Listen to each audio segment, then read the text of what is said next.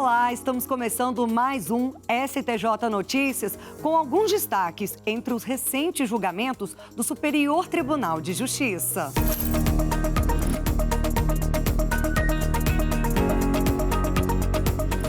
Nesta edição, você vai ver condição análoga à de escravo não exige restrição à liberdade de locomoção para se configurar. Temos ainda, Superior Tribunal de Justiça fixa teses que consolidam o tratamento da atenuante da confissão espontânea na dosimetria da pena. E mais, regra dos 24 meses para contratação de professor substituto temporário não vale para instituições de ensino distintas. O STJ Notícias está no ar.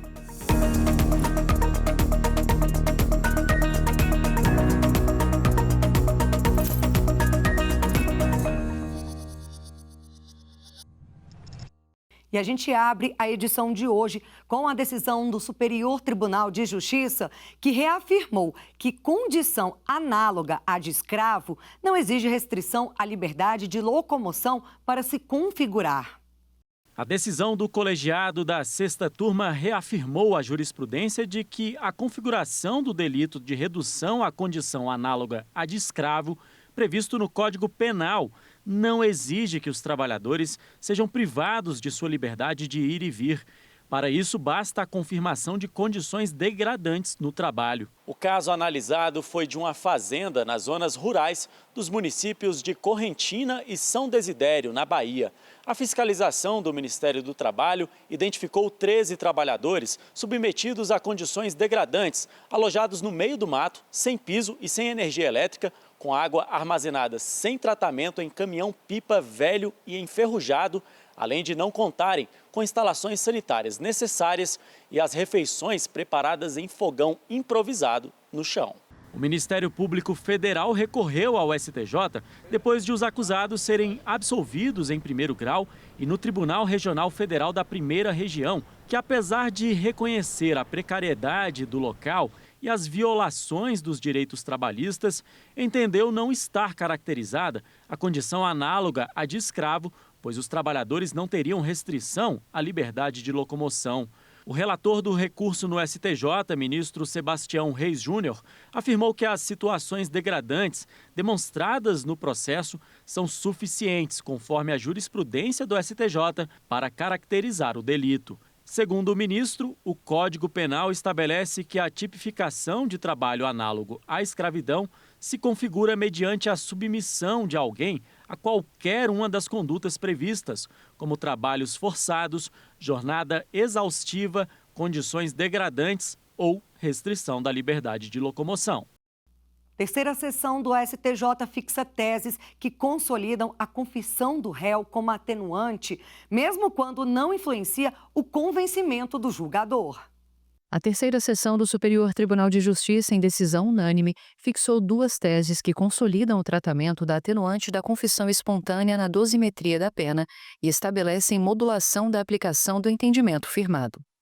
O tema repetitivo 1194 definiu que a atenuante genérica da confissão espontânea prevista no Código Penal é apta a abrandar a pena independentemente de ter sido utilizada na formação do convencimento do julgador e mesmo que existam outros elementos suficientes de prova.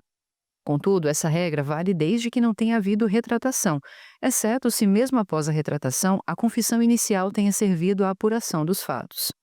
Foi estabelecido também que a atenuação deverá ser aplicada em menor proporção e não poderá ser considerada preponderante no concurso com agravantes, quando o fato confessado for tipificado com menor pena ou caracterizar circunstância excludente da tipicidade, da ilicitude ou da culpabilidade. O recurso analisado foi interposto pela Defensoria Pública da União e contestava o acórdão do Tribunal Regional Federal da Quarta Região, que havia rejeitado a aplicação da atenuante da confissão, sob o fundamento de que ela não foi utilizada na formação do convencimento do julgador por ter sido retratada. O relator, ministro Og Fernandes, enfatizou que a confissão deve ser tratada como um fato objetivo, uma opção do investigado, sem que haja necessidade de se especular sobre suas intenções ou sentimentos, uma vez que a lei não impõe tal condição. Segundo o entendimento firmado diante de uma confissão espontânea, ainda que seja posteriormente retratada, mas tenha servido à apuração dos fatos, a atenuante é aplicável independentemente de ter sido usada na formação do convencimento do julgador e mesmo se existirem outros elementos suficientes de prova. Se a confissão, no entanto, não serviu à apuração dos fatos, a atenuante não se aplica, porque não gerou prova nem convicção do magistrado. Em razão das novas teses fixadas no rito dos repetitivos, a terceira sessão acolheu a proposta de revisão das súmulas 545 e 630 para alinhá-las ao entendimento consolidado. Os enunciados passaram a ter a seguinte redação: Súmula 545. A confissão do autor possibilita a atenuação da pena prevista no artigo 65, inciso 3º-D do Código Penal, independentemente de ser utilizada na formação do convencimento do julgador. Súmula 630.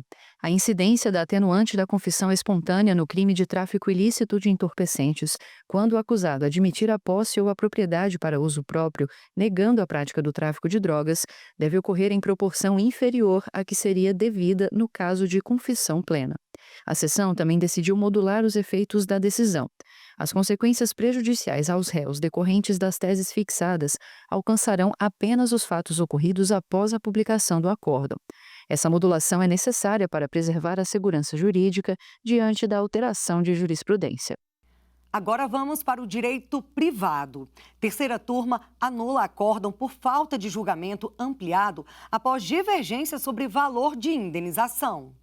O colegiado decidiu por unanimidade que a divergência sobre o valor da indenização por danos morais em ações de responsabilidade civil é matéria de mérito e, portanto, exige a aplicação da técnica de julgamento ampliado, como prevê o Código de Processo Civil.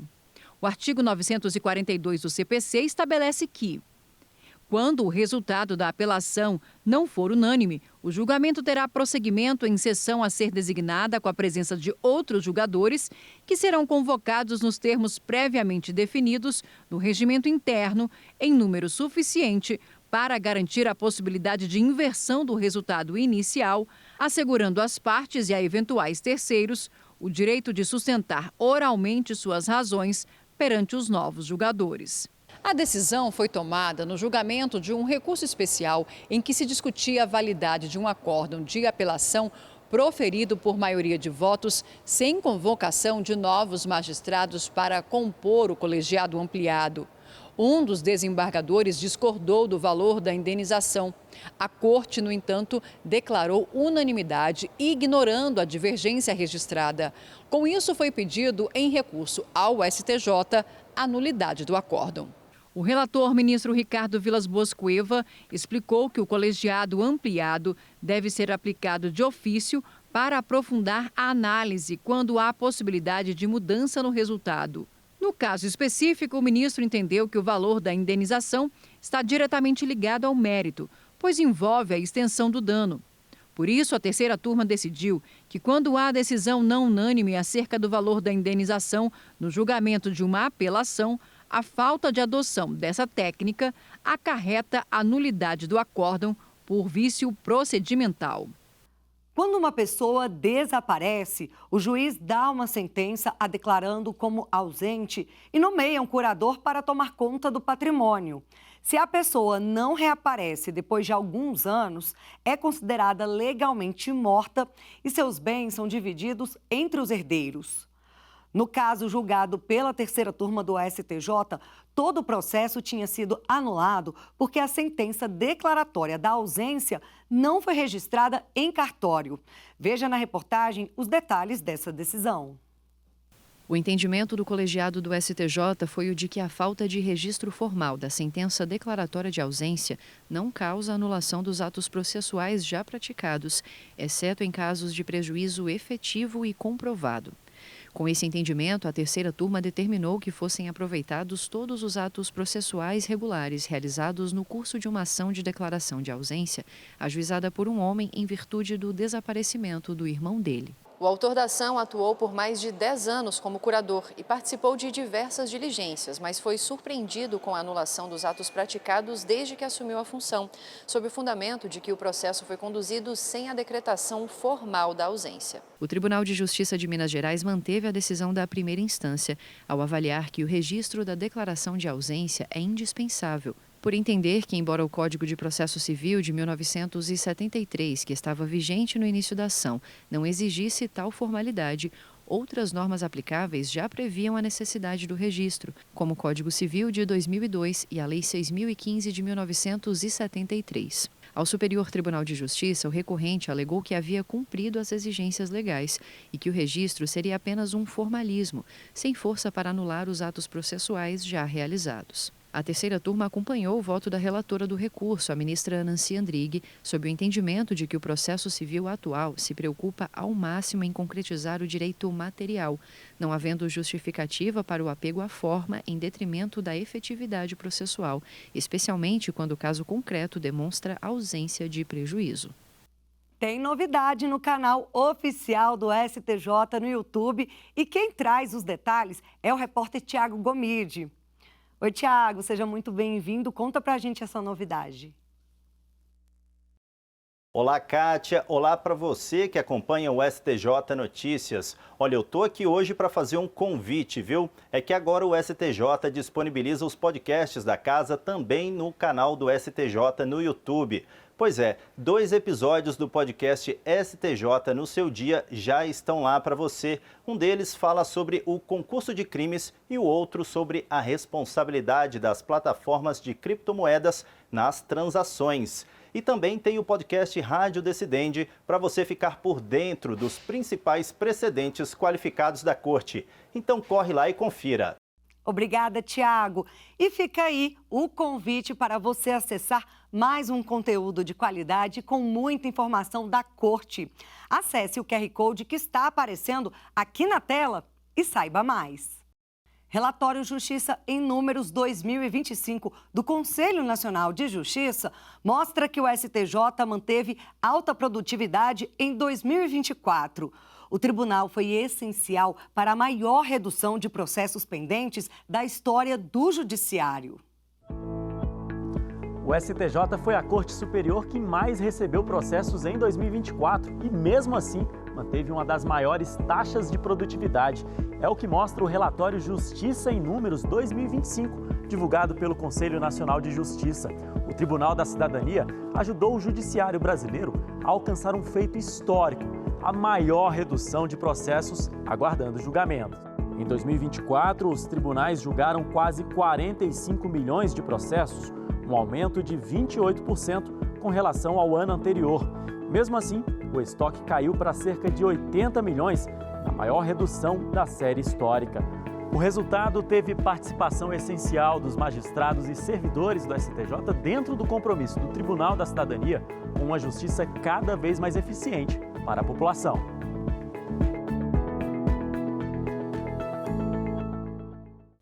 Primeira turma do STJ decide que, ainda que incluído no inventário, imóvel qualificado como bem de família é impenhorável. Está na Constituição e na Lei 8.009 de 1990.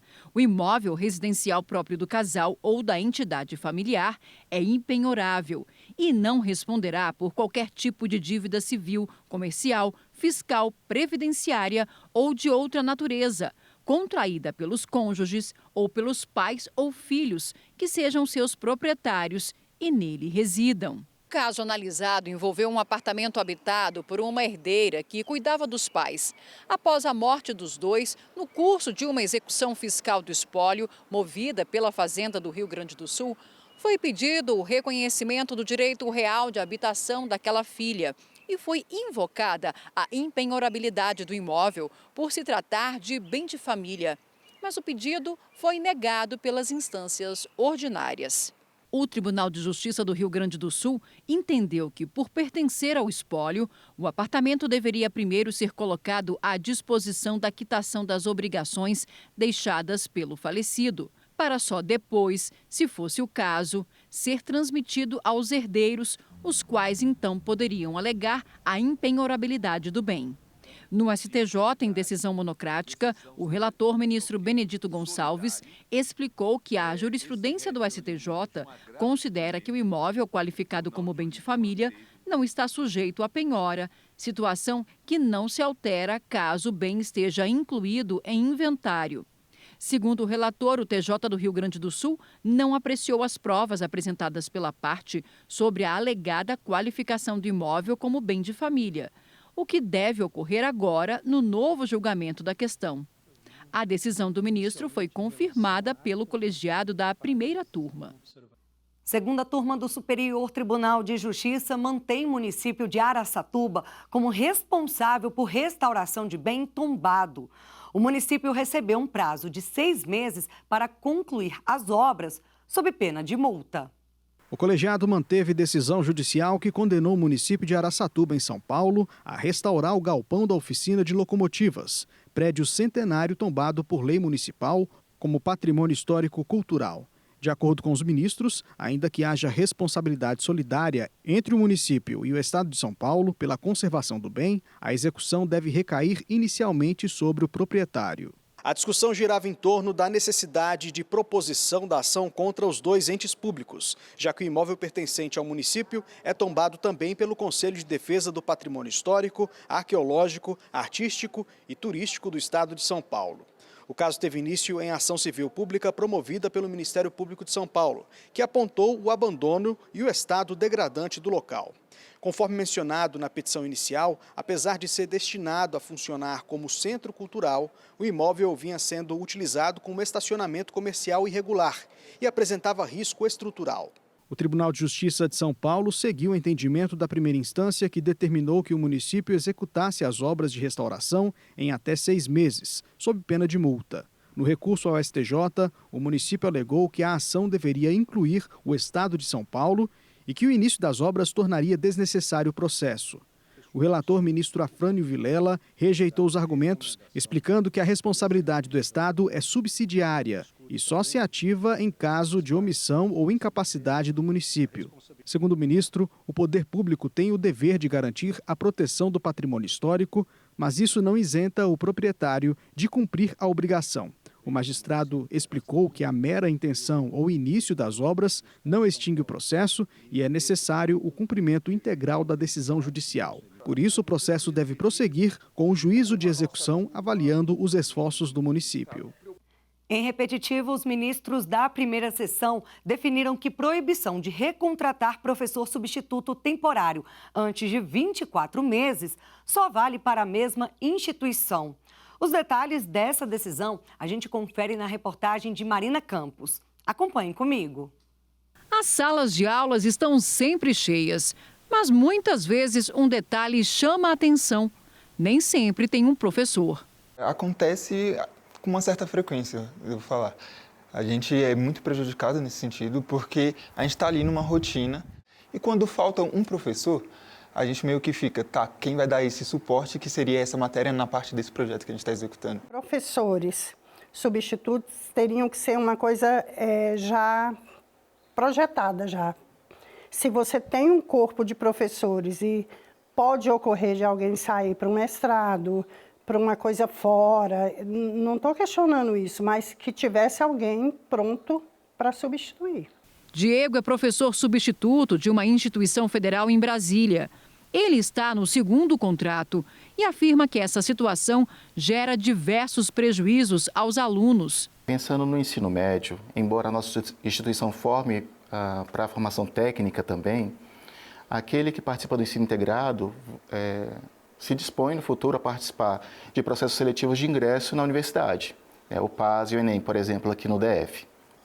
Se ele fica sem um professor de propedêutica, de português ou matemática, consequentemente, nesses processos seletivos ele fica em desvantagem em relação aos demais concorrentes. E isso traz prejuízo para a vida dele futura, seja profissional, seja acadêmica.